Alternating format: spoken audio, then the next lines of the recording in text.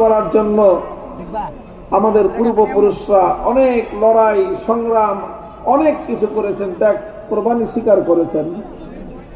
1947 সালে যখন দেশটা বিভক্ত হয় গোটা ভারতবর্ষ,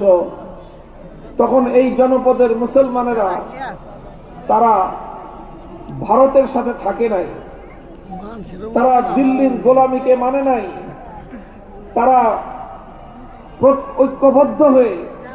এই বাংলাদেশ নামক ক্ষুদ্র একটা অংশকে ভারতের মানচিত্র থেকে আলাদা করেছিল শুধু একটা ইচ্ছা এবং অভিপ্রায় নিয়ে, একটা চাওয়া পাওয়ার জন্য। সেটা ছিল যে আমরা এমন একটা দেশ পাবো, এমন একটা রাষ্ট্র আমরা পাবো, যেই দেশ যেই রাষ্ট্র এটা অনেক বড় না হতে পারে, অনেক সম্পদশালী না হতে পারে, অনেক শক্তিশালী